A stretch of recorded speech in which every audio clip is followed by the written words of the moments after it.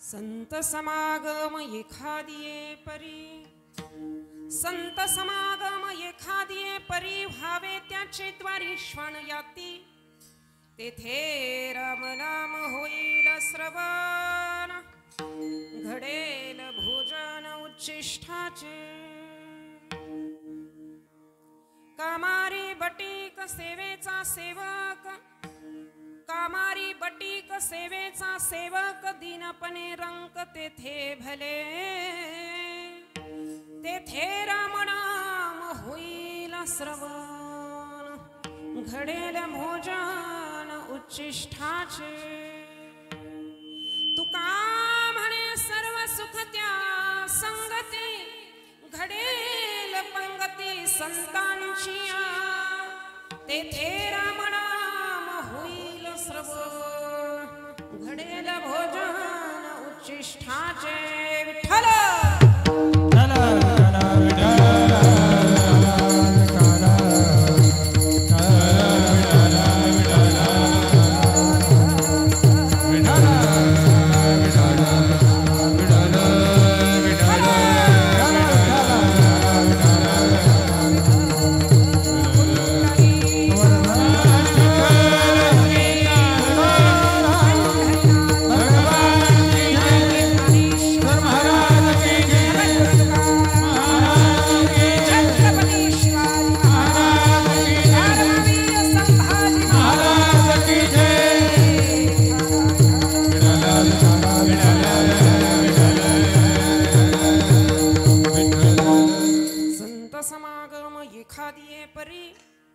व्हावे त्याचे द्वारी श्वान याती, तेथे राम नाम होईल श्रवण, घडेल भोजन उच्चिष्ठाचे।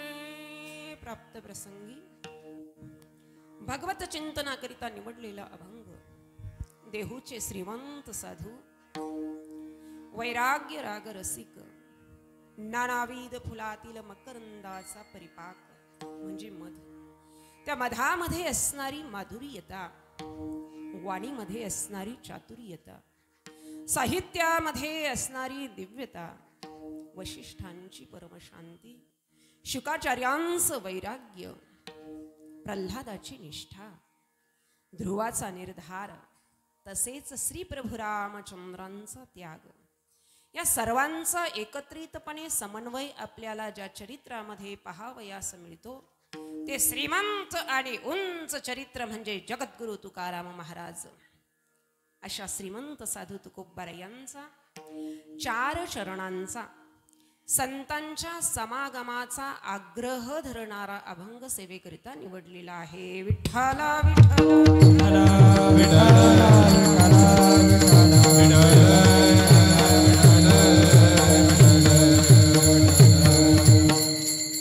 संत समागम एखादिये परी, व्हावे त्याचे द्वारी श्वान याते, तेथे राम नाम होईल श्रवण, घडेल भोजन उच्चिष्ठाचे। समचरण सरोजम सांद्र नीलांबुदाभं, जगन निहित पाणी मंडन मंडनानां, तरुण तुलसी माला कंधरं कंजनेत्रं, सदयथबलहासं विठ्ठलं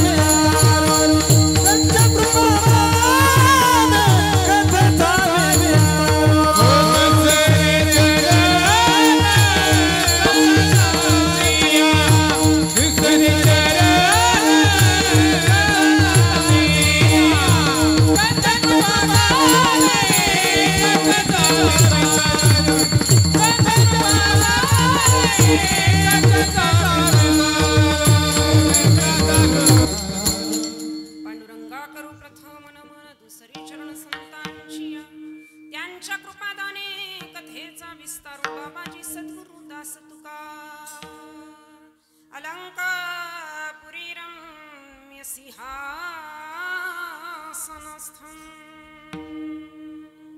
पदाम्भोजतेजं स्फुरति प्रदेशम् विधीन्द्रादिदेवे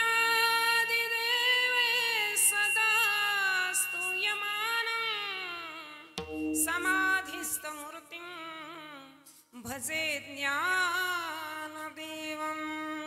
शरण शरण एक पायी माता ठेवेला पायी माता ठेवेला पायी माता ठेवेला शरण शरण एक पायी माता ठेवेला पायी माता ठेवेला पायी माता ठेवेला शरण शरण एक पायी माता ठेवेला पायी माता ठेवेला पायी माता ठेवेला पायी माता ठेवेला पायी माता ठेवेला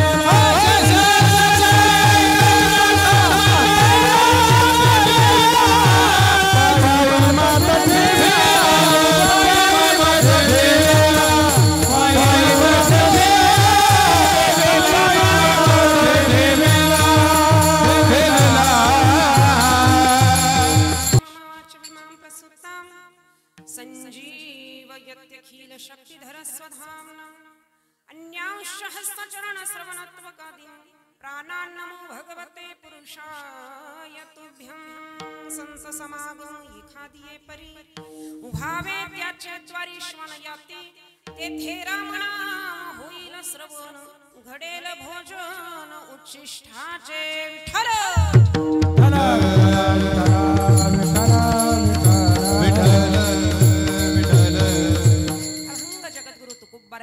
हे चार चरणाचा बहुतेक सर्वांच्या मुखपाठ जरी नसला तरी कानपाठ असणारा गोड असा तुकोबारायांचा अभंग आहे.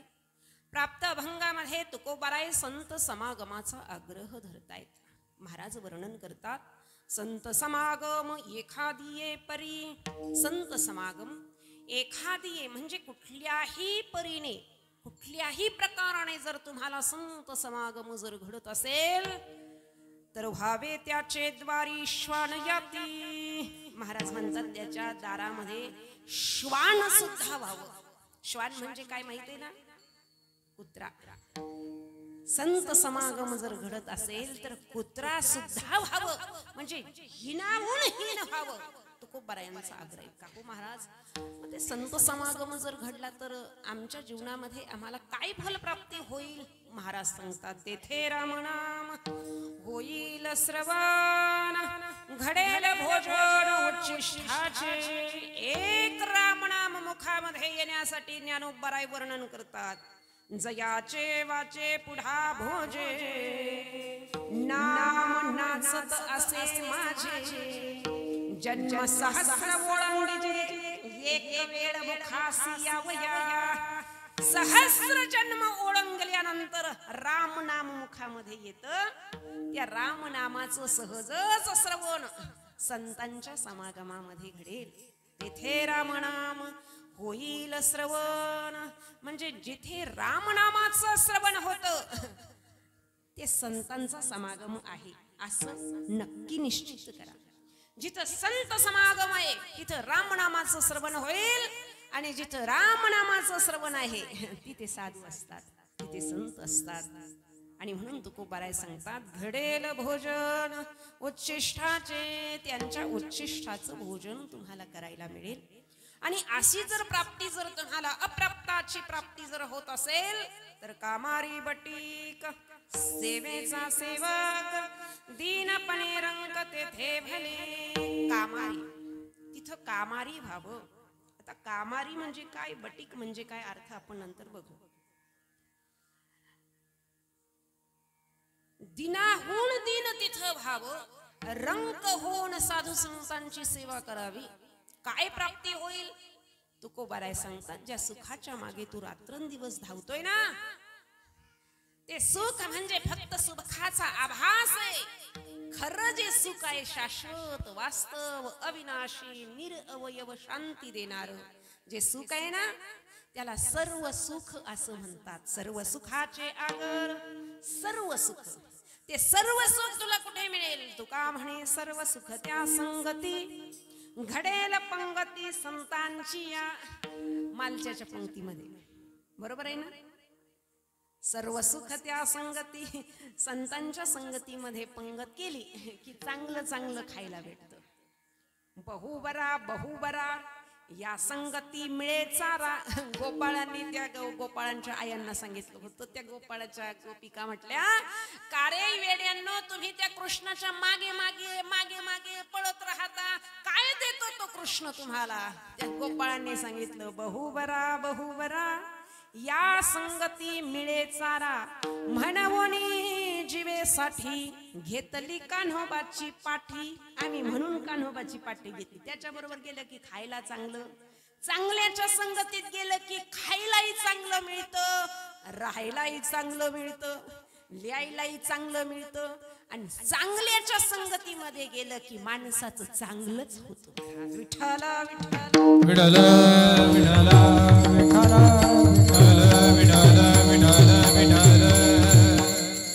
प्राप्त झालेली सेवा 10 वाजलेली आहेत.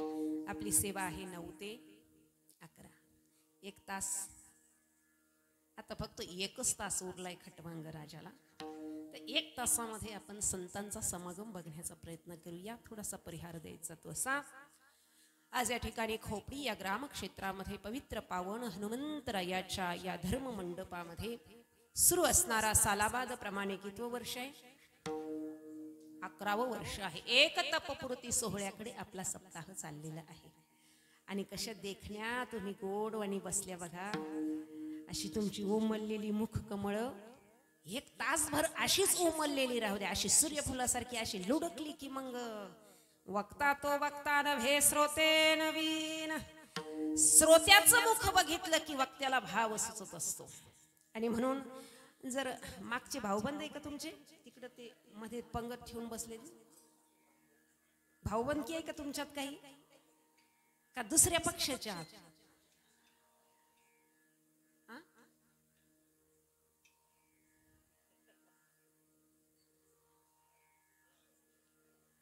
बटेंगे तो कटेंगे. माणसाने माणसात बसावं. माणसं जर माणसात नाही बसली तर माणसं माणसातून उठण्याची दाट शक्यता असते. दादा इति गाथा मूर्ती परमपूजनीय रामभाऊ महाराज राऊत. माणसं माणसात जर नाही बसली ना तर ती माणसातून उठण्याची दाट शक्यता असते. आणि हीच आपल्या धर्माची थोडीशी खंत आहे. आपल्या धार्मिक कार्यामध्ये सुद्धा आपण एकत्र येऊ नये. हो एकत्र येऊन बसा. इथं सुद्धा जर तुम्ही वेगवेगळ्या चुल्ह्या जर दाखवत असतील, इथं सुद्धा वेगवेगळे चुल्हे जर तुम्ही दाखवत असाल तर नाही ना. एकत्र बसावं. एकत्र बसावं. एकत्र राहणाऱ्या मुंग्या एकत्र राहणाऱ्या मुंग्या सर्पाला सुद्धा मारतात दादा. कारण त्या एकत्र असतात. एकत्र राहणाऱ्या मधमाशा एकत्र राहतात. काय टाप आहे दादा त्यांच्या खालून कुणाची जाण्याची. कारण त्या संघटित आहे. समाज सुघटित आणि संघटित व्हावा याजसाठी जप याजसाठी तप व्यासे ही अमूप ग्रंथ केले समाज एकत्र यावा. भक्ती इज अ सोशल फोर्स. भक्ती ही एक सामाजिक शक्ती आहे. आणि भक्तीच्याच माध्यमातून केवळ समाज एकत्रित येऊ शकतो. आणि म्हणून मागच्या महाकुंभामध्ये माननीय मुख्यमंत्र्यांनी नारा दिला होता बटेंगे तो कटेंगे. तरी आपल्याला समजत नाही आपण एकत्र यावं असं. गोड असा सुरू असणारा सप्ताह. गोड अशी आमच्या डाव्या बाजूला उभे असणारे गायनाचार्य मंडळी. बऱ्याच वर्षातून मला वाटतं चिंतामण बाबा किती दिवसातून भेट झाली. बरेच दिवस झाले. हरिभक्तीपरायण संपूर्ण नाशिक जिल्ह्यामध्ये ज्यांचा आवाज आज गाजतोय दोन्हीही गायनाचार्य गोड सात असावी तर अशी असावी दादा. हरिभक्तीपरायण चिंतामणजी महाराज सानप, हरिभक्तीपरायण शरदजी महाराज दिघे असतील. गोड अशी नृत्य करणारे विनेकरी आहेत. आमच्या उजव्या बाजूला दर्जेदार असा मृदंग ज्यांच्या बोटातून वाजणार आहे हरिभक्तीपरायण अभिजित महाराज गिरीजी. आणि गोड अशा मेंढी वारकरी शिक्षण संस्थेतील मला वाटतं डोंबरे महाराजांचे विद्यार्थी आहेत. सोबदार रुबाबात उभे आहेत. गोड अशी साऊंड सिस्टीम आहे. बऱ्याच वेळा गायक इकडच्या बाजूने उभे राहतात. बरोबर आहे ना शरद बाबा? इकडून उभे राहतात का बरं? त्यांना सांगता येतं काय आवाज वाढवा. आता मृदंगमणी तिकडून उभे राहिले, आवाज वाढव कमी करायला सांगतात कधी? सिस्टीम वाल्या दादाला विठू माऊली साऊंड सिस्टीम आहे ते दादाला सांगत असतात गायनाचार्य आवाज. मृदंगाचार्याला थाप टाकायची असली की मृदंगाचार्य सांगतात आवाज. आम्हालाही काही ठणकावून सांगायचं असलं की आम्ही म्हणतो आवाज. ऐका ना, मला वाटतं साऊंडच्या आवाजाची उंची वाढवण्यापेक्षा आपण जर आपल्या श्रवणाची जर उंची वाढवली तर आपल्याला बाहेरचा साऊंड वाढवण्याची गरजच पडणार नाही. म्हणून आवाज किती असावा, कुणाचा असावा, कसा असावा यापेक्षा आवाजाच्या उंचीपेक्षा शब्दाची उंची महत्वाची. आणि शब्दाची उंची ही साधनेच्या उंचीतून प्रगट होत असते. म्हणून असं कधीच बघू नका महाराज कोणत्या गाडीतून आला, महाराज कोणत्या गाडीतून आला, कोणत्या गाडीतून किती किलोमीटर आला हे अजिबात बघायचं नाही. महाराज गाथ्यातून किती आला आणि ज्ञानेश्वरीतून किती आला हे बघणं नितांत गरजेचं आहे दादा. हे बघणं नितांत गरजेचं आहे. संतांचं जीवन जर आपण बघितलं तर संतांच्या जीवनाकडे बघताना दोन गोष्टी आपल्याला प्रामुख्याने बघायला मिळतात. संत कशाला म्हणतात ते एकदा बघूया. कारण तुकोबारा यांनी अभंगाचा प्रथमच पद वापरलेला आहे, संत समागम. ते संत म्हणजे कोण असतात? संतांची व्याख्या ऐका. त्या परमात्म्याच्या निरवयव सुखाचा, त्या परमात्म्याच्या निरअवयव निरंकुश सुखाचा ज्यांना स्वतःला अनुभव आलेला आहे आणि आलेला अनुभव ज्यांना वाटण्याची इच्छा आहे त्यांना संत म्हणतात. फक्त अनुभव आला असं नाही, आलेला अनुभव ज्यांच्या अंगामध्ये, ज्यांच्या संपूर्ण अंग प्रत्यंगामध्ये कृपाळुत्व आहे, उदारत्व आहे, श्रोतिव्यत्व आहे, ब्रह्मनिष्ठत्व आहे आणि या कृपाळू आणि उदार स्वभावामुळे त्यांना तो आनंद दुसऱ्यांना अनुभवाले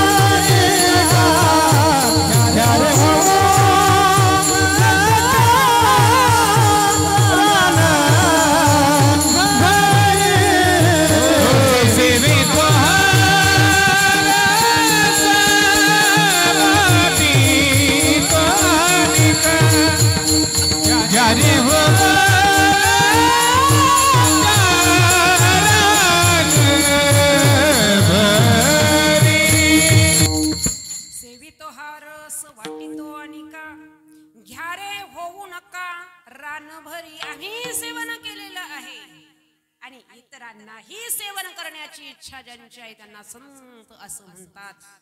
संतांचं जीवन हे नित्य आनंदमय आहे दादा. ज्यांच्या जवळ नित्य निखळ आनंद आहे ते संत असतात. दुःख ते कैचे नये स्वप्नासी, दुःख ज्यांच्या स्वप्नात सुद्धा येत नाही त्यांचं झोपणं ही आनंदात आहे. झोपायला सुद्धा आनंदातच झोपतात. सुखाचे शेजारी पहाड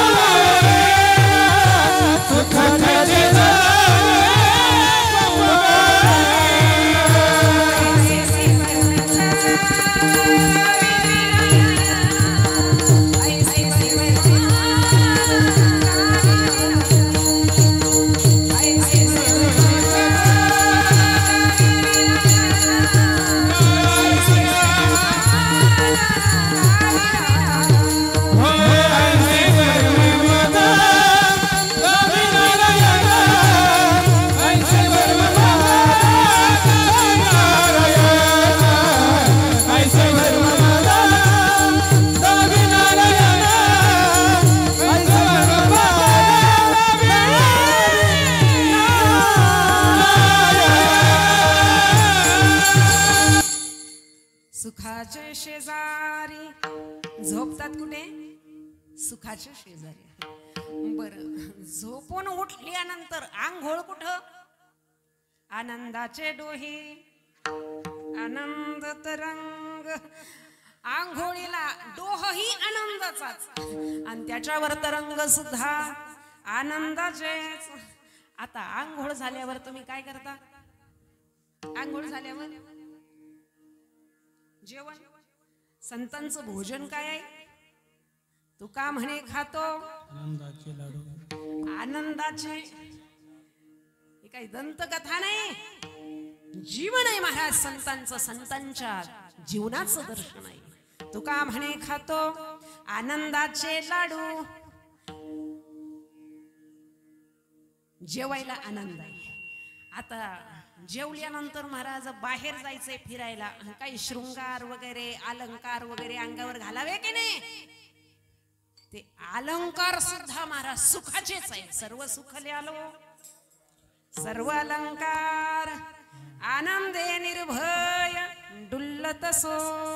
आनंद आनंद अधिक आनंद अधिक आनंद बरोबर नित्य आनंद. ज्यांच्या जीवनात आनंदाला पारावारच नाही असे जे संत असतात त्यांनी आनंदाचा स्वतः आस्वाद घेतलेला आहे आणि दुसऱ्यांना देण्यासाठी ज्यांची तळमळ आहे.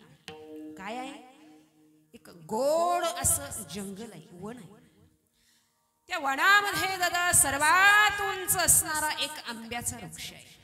लक्षात येऊन दृष्टांत ऐका, सिद्धांताकडे आपल्याला जायचंय. गोड जंगल आहे. जंगलामध्ये अनेक प्रकारचे वृक्ष आहेत. त्या वृक्षामध्ये एक आंब्याचा सर्वात उंच वाढलेला वृक्ष आहे. त्या वृक्षाला मोहर लागलेला आहे, मोहर लागलेला आहे. बरं, जेवढा मोहर लागला तेवढी फळं लागतात का? मोहरा ऐसे फळे नाही, आली काही गडती. किती लोकसंख्या आहे खोपडी गावाची? किती? 6000 की 600? 600. हा, मग बराच बार टिकला म्हणायचा. काही गावाची 2-2, 3-3 हजार असते महाराज. मग आली काही गळती, काही गळून जातात. तुमची बरी टिकली एवढ्या गरमीमध्ये का मालशामुळे टिकली? हा बबन भाऊ, मालशामुळे दररोज असतात ना. असं गोड अशी आंब्याला फळं लागलेली आहे. फळं लागली, कालांतराने ही फळं परिपक्व झाली, आंबा पाडाला लागला.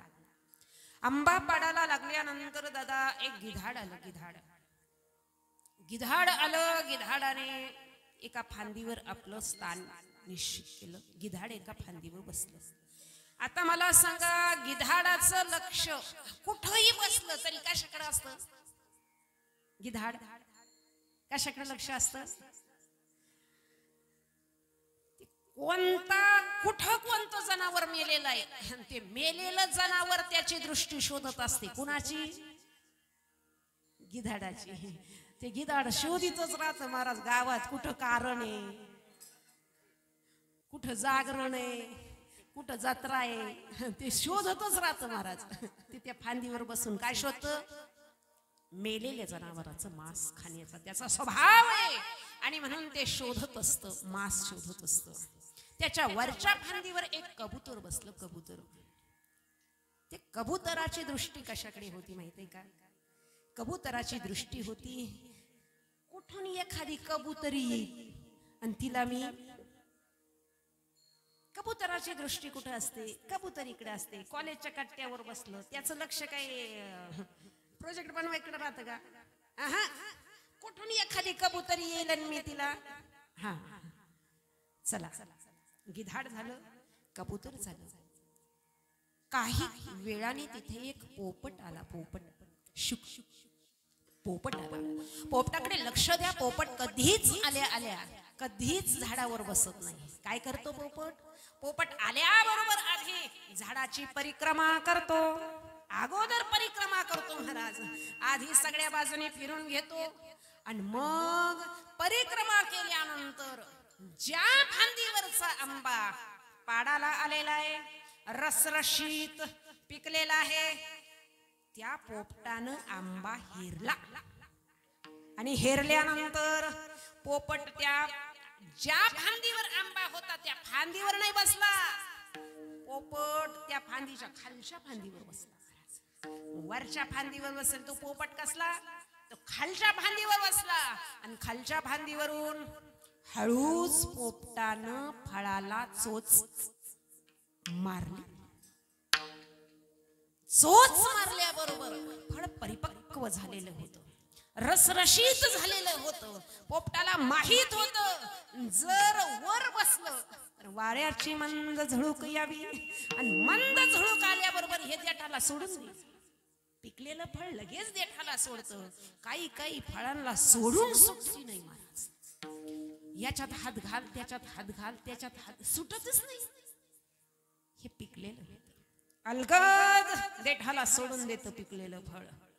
म्हणून पोपटानं खालून चोच मारली. काय चमत्कार झाला दादा! चोच मारल्याबरोबर आंब्यातून रस निघाला. रस काही रस पोपटाच्या चोचीतून पोपटाच्या आतमध्ये गेला, पोटात गेला.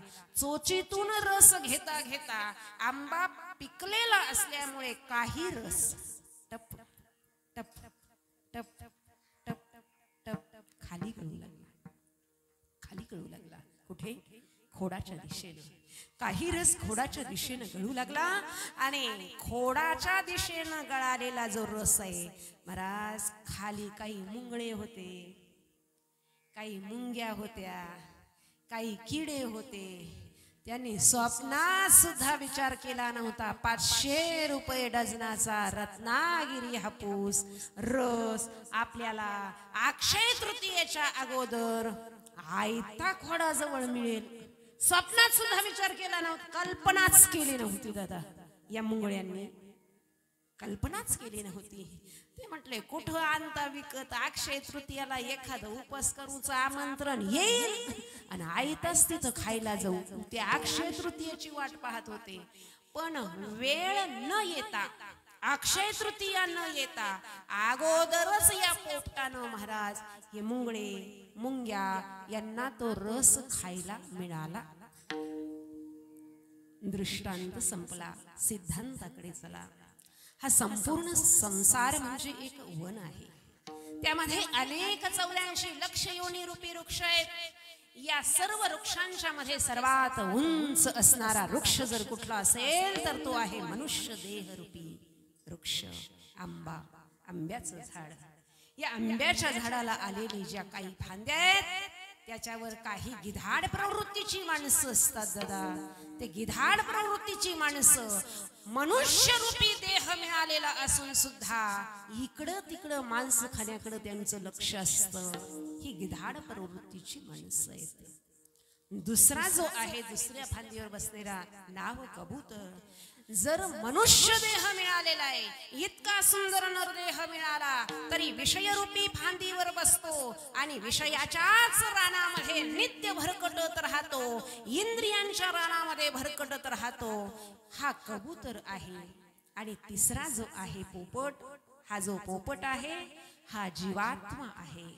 हा जीवात्मा बुद्धिरूपी फांदीवर बसतो आणि आत्मानंद रूपी फळाला चोच मारतो आणि ब्रह्मरसाचं जे पारण आहे ब्रह्मरसाचं सेवन करतो, स्वतःही सेवन करतो आणि इतरांनाही सेवन करवितो. आपण जेवणी जेववी लोका संतर्पण करी तुका. विठ्ठल विठ्ठल विठ्ठल विठ्ठल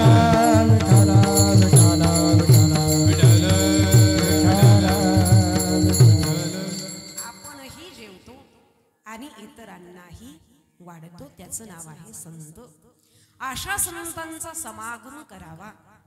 संतांच्या ग्रंथांचा महिमा वेगळा, संतांच्या शब्दाचा महिमा वेगळा, संतांच्या संगतीचा महिमा वेगळा, संतांच्या कृपेचा महिमा वेगळा, संतांच्या आलिंगनाचा महिमा वेगळा, संतांच्या समागमाचा महिमा वेगळा.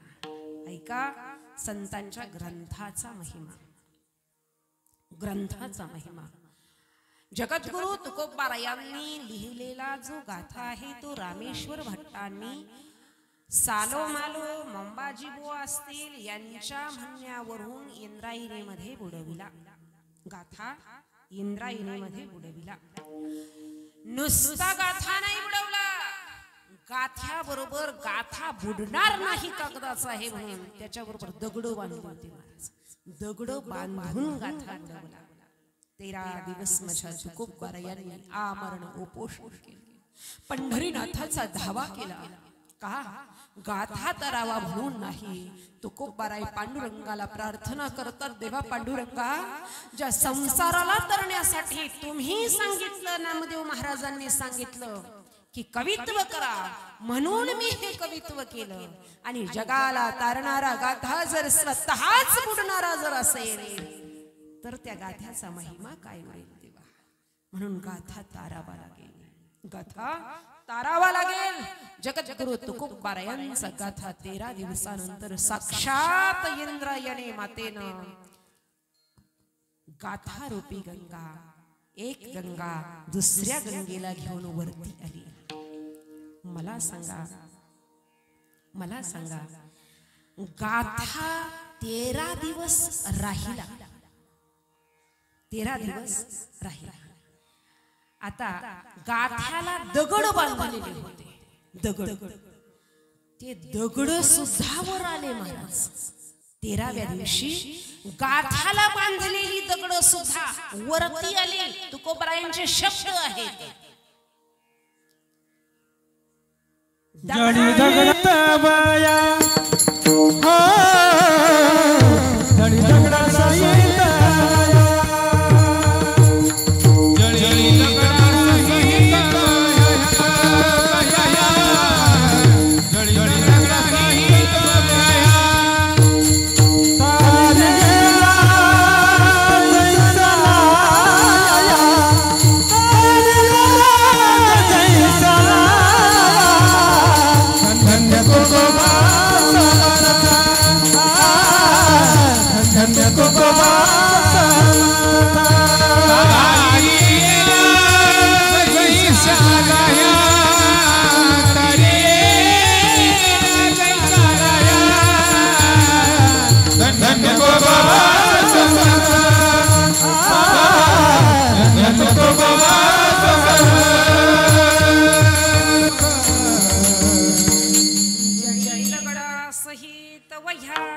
दगडासहित वह्या तारलेल्या आहेत. म्हणजे दगड सुद्धा.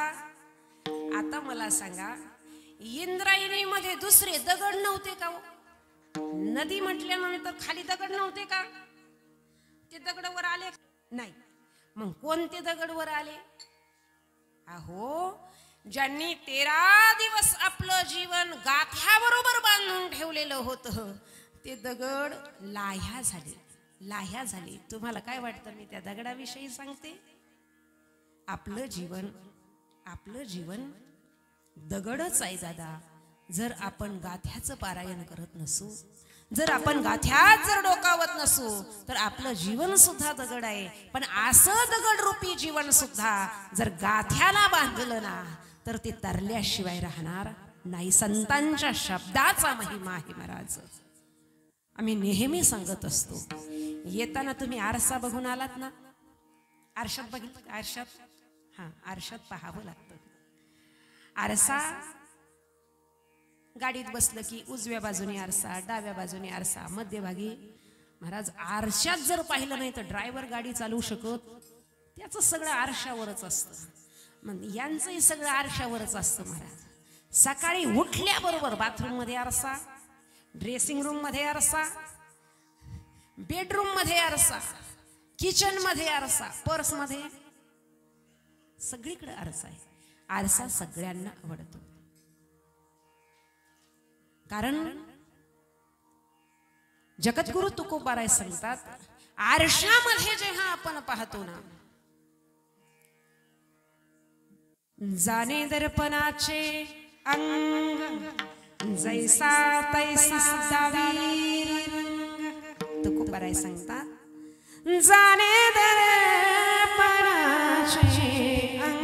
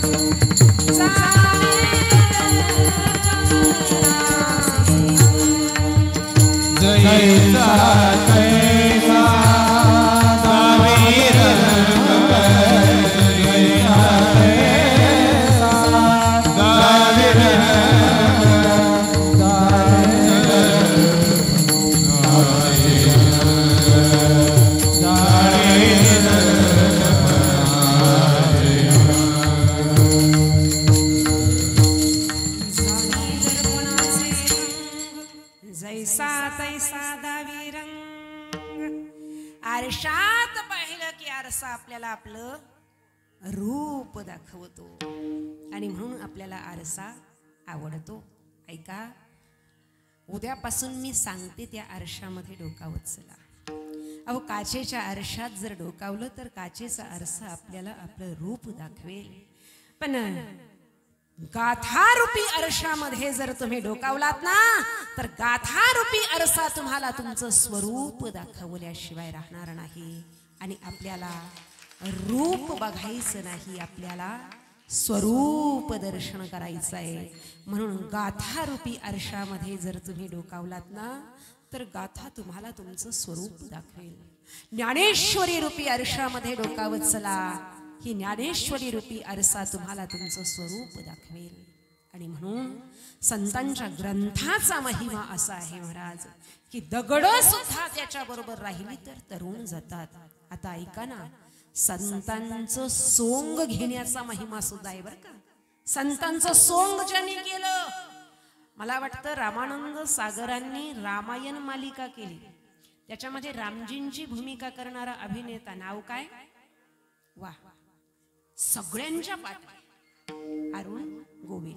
अहो, रामजींचं दर्शन करायचं असलं की आपण अगोदर अयोध्येचा राम आठवायचा असेल तर आपण अगोदर अरुण गोविलजींना आठवतो, दीपिकाजींना आठवतो, लक्ष्मणजींना, त्यांचं चरित्र ज्यांनी केलेलं आहे, साकारलेलं आहे, आपण त्यांना आठवतो.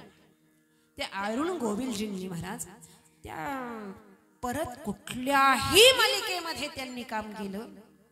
एकदा राम साकारला, त्यांची मुलाखत आम्ही ऐकली होती. त्यांनी सांगितलं, जेव्हा रामानंद सागर माझ्याकडे आले आणि त्यांनी सांगितलं तुम्हाला राम साकारायचं आहे, त्याच दिवशी मी ब्रह्मचर्य व्रताचं पालन करायला सुरुवात केली. आणि काही वर्ष ब्रह्मचर्य व्रताचं पालन केल्यानंतर मी राम साकारला. त्या अरुण गोविलजींनी, दीपिकाजींनी परत कुठल्याही चित्रपटामध्ये काम केलं नाही.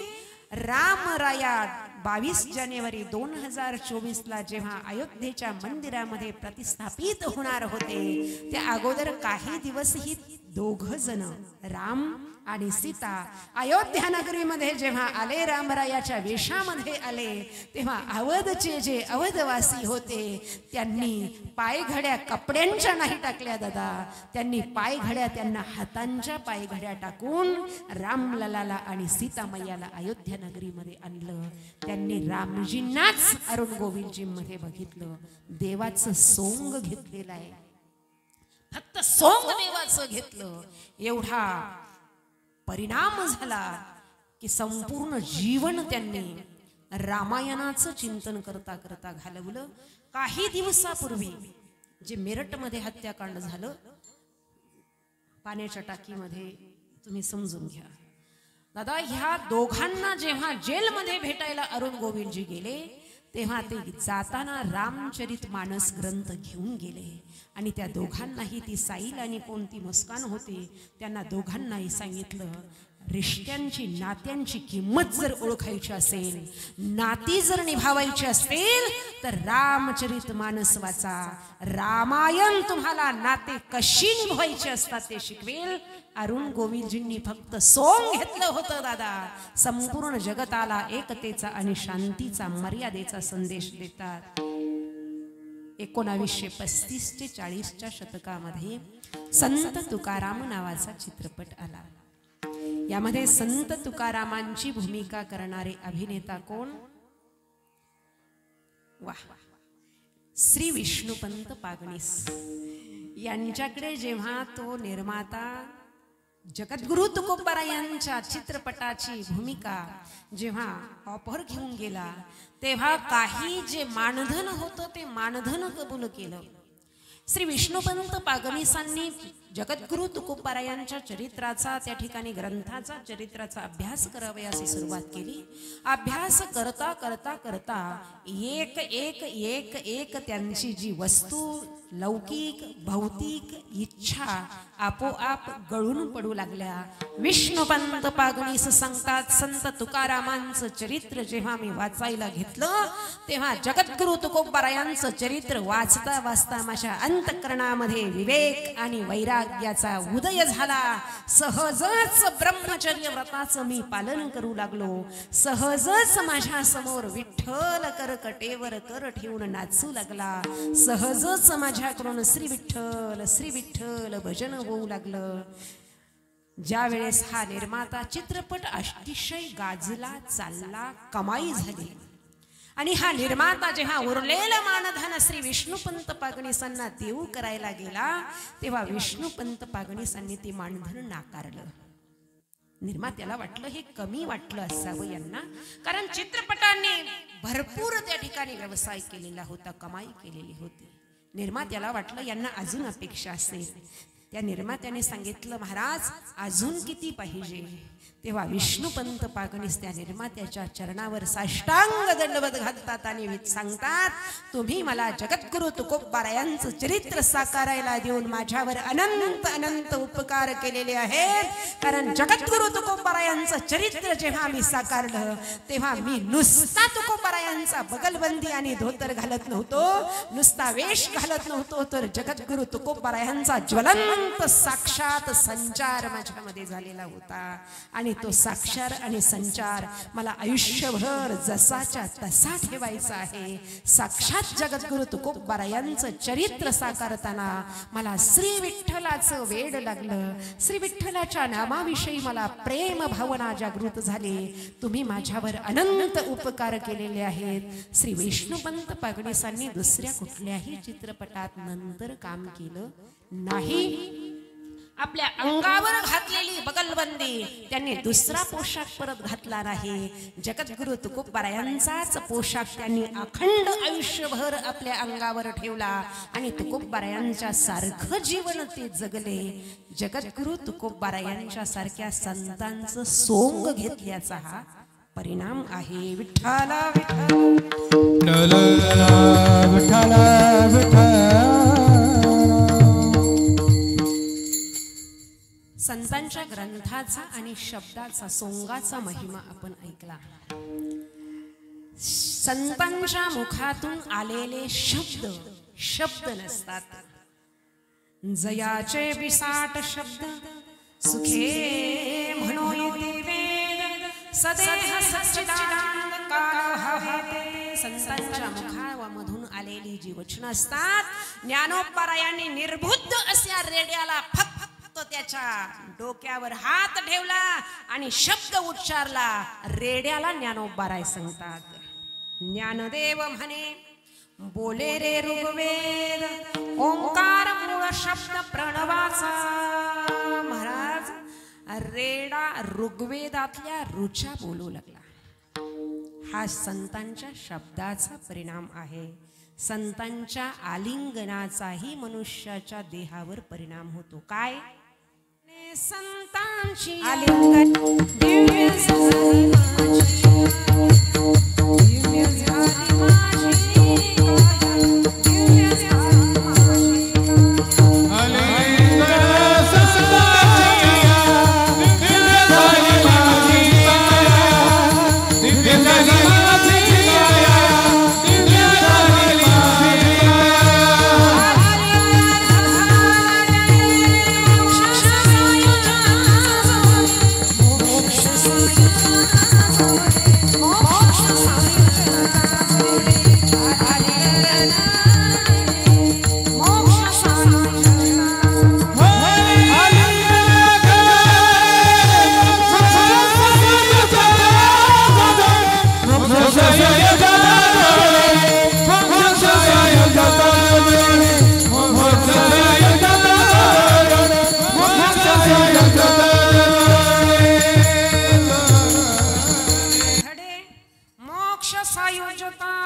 संतांना आलिंगन घडलं दिलं की काय होतं? दिव्य झाली माझी काया. संतांना आलिंगन दिल्यानंतर दिव्य काया होते. म्हणजे काय सोन्याची होती का? संतांना आलिंगन असं द्यायचं असतं का? नाही नाही. आलिंगन या शब्दाचा अर्थ आहे भेट. भेट आणि भेट या शब्दाचा अर्थ आहे गळा भेट नाही. ये हृदयचे ते हृदय त्या हृदयातलं ह्या हृदयामध्ये प्रस्थांतरित होणे या नाम आलिंगन. आणि मग त्या संतांच्या अंतःकरणामधले असणारा ज्ञानाचा जो साक्षात दीपस्तंभ आहे तो साधकाला त्याचा स्पर्श झाल्याबरोबर तीही केले कृपादार मस्तकी ठेवीला तीही केले कृपादार. त्यांनी कृपादान केलं. काय केलं? मस्तकी ठेवीला कर. परिणाम काय झाला? माया मोहाने रसाले शुद्ध झाले. माया आणि मोहाचं निरसन झालं. आणि कलेवर म्हणजे काय? हे शरीर शुद्ध झालं. माया मोहाचं निरसन करून शरीराला साक्षात परब्रह्म करण्याचं सामर्थ्य संतांच्या स्पर्शामध्ये आहे. हात ठेविला मस्तकी प्रसाद देऊनी केले सुखी माथा हातू ठेविला नोहे थापटिला जैसा. ज्ञानोबा वर्णन करतात ते संत हात मस्तकावर ठेवतात म्हणजे काय करतात? त्यांच्या अंतःकरणामध्ये असणारं जे ज्ञान तत्व आहे परमतत्वाचा जो बोध आहे तो बोध त्या साधकाच्या अंतःकरणामध्ये प्रस्थापित करतात. आणि त्या साधकाच्या अंतःकरणामध्ये तो बोध प्रस्थापित झाल्यानंतर तो साधक खऱ्या अर्थानं परब्रह्म स्वरूपाला प्राप्त होतो. कसा करतात ते मी आता तुम्हाला कीर्तनात नाही सांगू शकत. कारण काही गोष्टी महाराज बोलायच्या असतात, काही गोष्टी करायच्या असतात आणि काही गोष्टी अनुभवायच्या असतात. संतांची कृपा हा अनुभवण्याचा विषय आहे, हा सांगण्याचा विषय नाही. तो सांगता येत नाही. मुकिया साखर चाखाया दिधली. अहो मुक्याला जर साखर खायला दिली तर त्याला सांगता येईल का कशी लागते?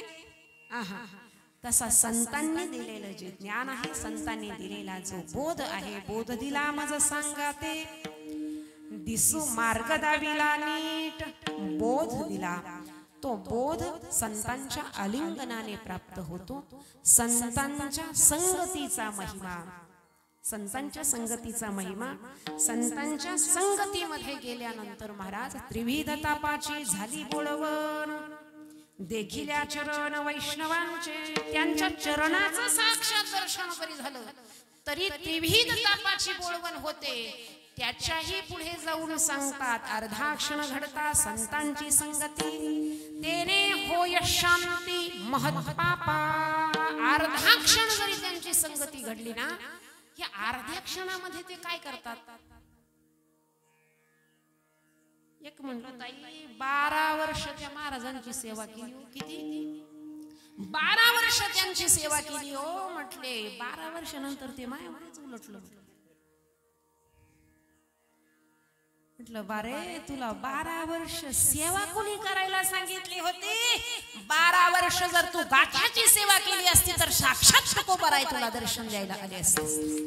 12 वर्ष जर तू ज्ञानेश्वरीची सेवा केली असती तर साक्षात ज्ञानेश्वर महाराज अर्थ बोलाची वाट पाहे तेथ अभिप्रायाची अभिप्रायाते विये भावाचा फुलोरा होत जाय मतीवरी. अहो ज्ञानोबराय फक्त तुम्ही ज्ञानेश्वरीचं पारायण करायला बसा. म्हणू नका मला ज्ञानेश्वरी कळत नाही. अर्थ बोलाची वाट पाहे. ज्ञानोबराय तुम्ही पुढे मागे ओवी वाचाल अर्थ पुढे पडेल. अर्थ बोलाची वाट पाहे. तुम्हाला सांगितलं कोणी सडक्या देहाची सेवा करायला? कुणाच्या मागे पळू नका, कुणाच्याच मागे पळू नका. सगळे खळखळ खुळखुळे आहेत महाराज. त्यामुळं माणसांच्या मागे पळू नका. पळायचंच असेल, सेवा करायचीच असेल तर संतांच्या ग्रंथांची सेवा करा. कारण ते साक्षात ग्रंथ म्हणजे संत आहे आणि संत म्हणजे जगद्गुरु तुकोबाराय आणि ज्ञानेश्वर महाराज आहे. अहो एवढी मोठी आपल्याकडे संपदा असून सुद्धा आपण जर भिकाऱ्यासारखं मग ज्ञानोबाराय सांगतात का निदैवाच्या परिवरी लाह्या रुतल्या ती सहस्रवरी खाली धनाचे रांजण काढलेले आणि हे त्याच्यावर बसून भीक मागत. मग कीर्तनात पवाडे म्हणतो, काही कविता म्हणतो, हे साक्षात खाली धनाची रांजण आहे ना महाराज.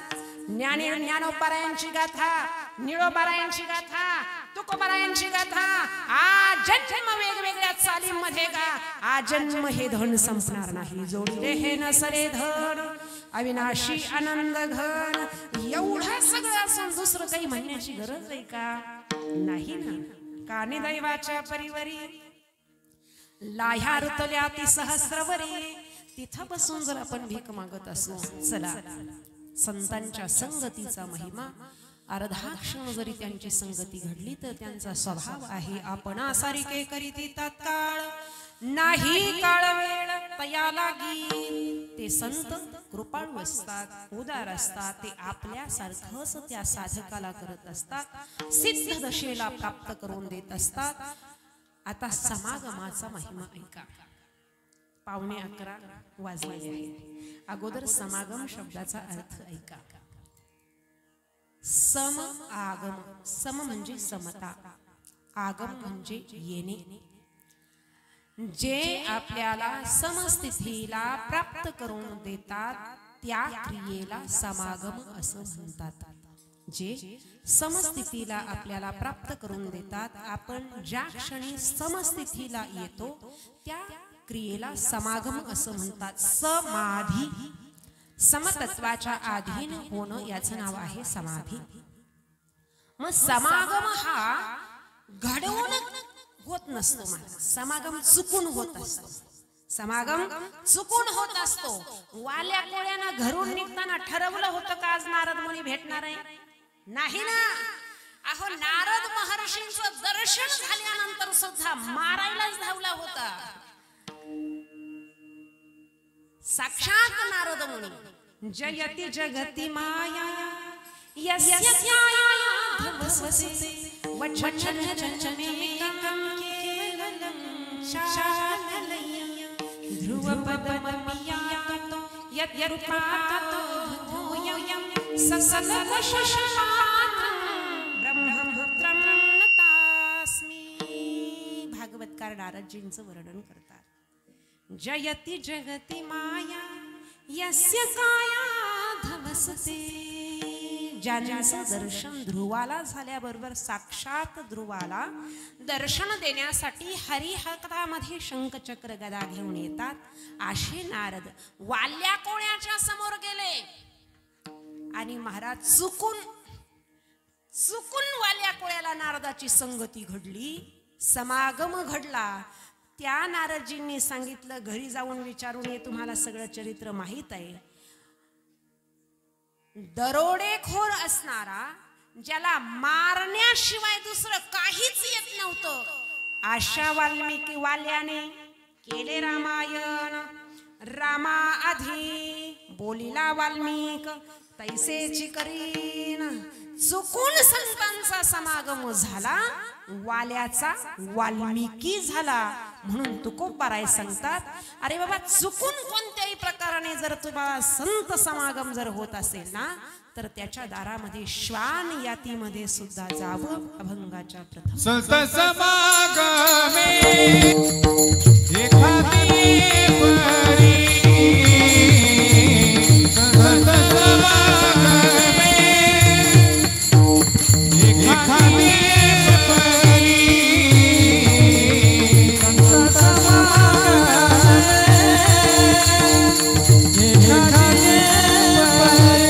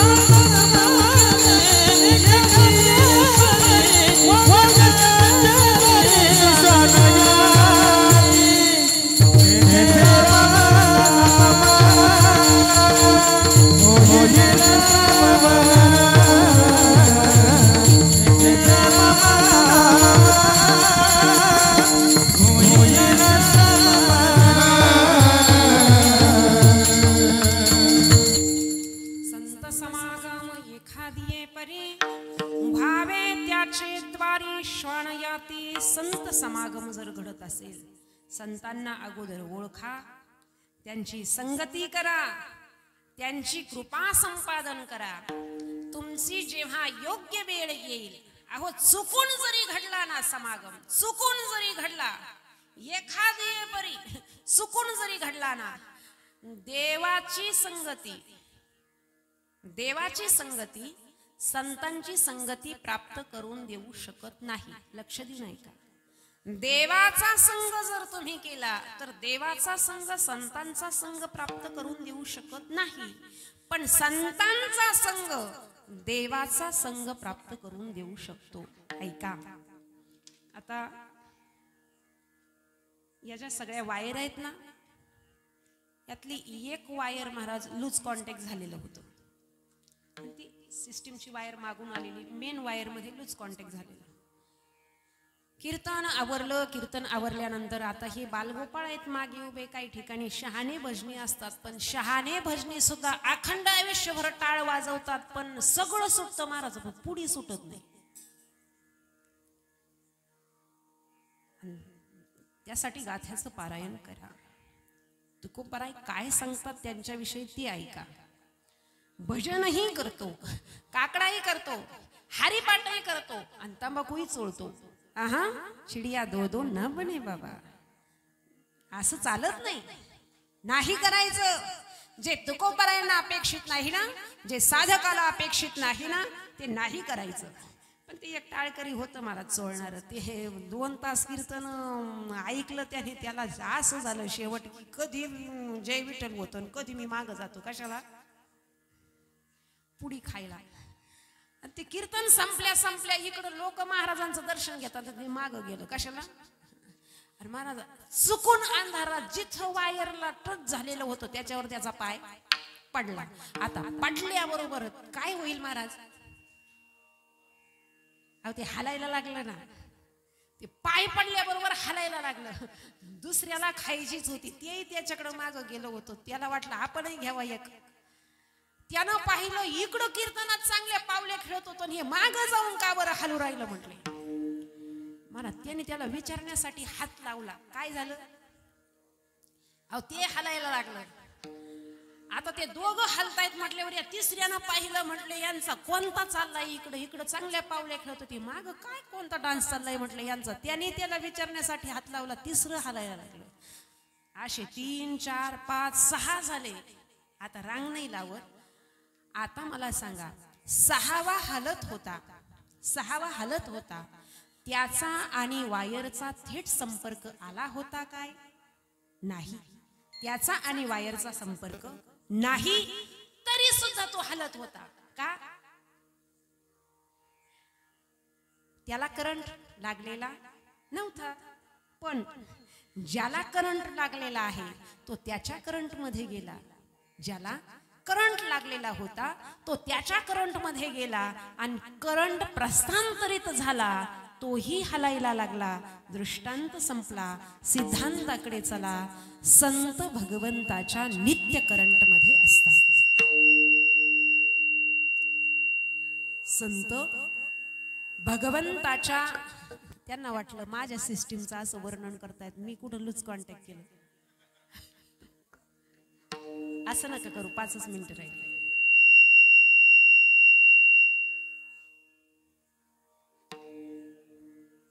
विठ्ठल विठ्ठल विठ्ठल विठ्ठल हरी विठ्ठल श्रीदेव तुकाराम भगवान की महाराज की जय, तुकाराम महाराज की जय. विठ्ठल विठ्ठल विठ्ठल विठ्ठल विठ्ठल. संत भगवंताच्या नित्य करंट मध्ये असतात आणि नित्य भगवंताच्या करंट मध्ये असणाऱ्यांना जर आपण स्पर्श केला तर आपल्यालाही त्या भगवंताचा करंट बसल्याशिवाय राहणार नाही. म्हणून चुकून जरी समागम घडला तरी व्हावे त्याचे द्वारी श्वान याती. श्वान सुद्धा व्हावं, कसंही व्हावं. नामदेव महाराजांचा याचा अभंग आहे. नामदेव महाराज भगवंताला प्रार्थना करतात, देवा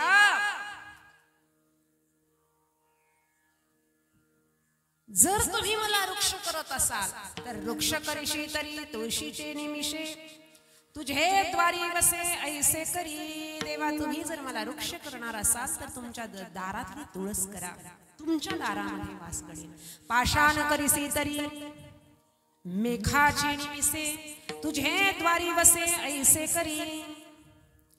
श्वान करीसी तरी उच्चिष्ठासी निमिषे तुझे द्वारी वसे ऐसे करी. श्वान जरी केलं ना देवा तुम्हाला तरी चालेल, कारण तुझ्या दारातलं उष्ट मला खायला मिळेल. श्वान करीशी तरी उच्चिष्टाचे निमिषे, म्हणून तुकोबाराय सांगतात व्हावे त्याचे द्वारी श्वान याते. महाराज आम्ही संतांचा समागम केला, अतिश्वानाहून दिनाहून दिन झालो, आम्हाला फायदा काय होईल अभंगाच्या दुसऱ्या तिथे राम नाम होईल सभा.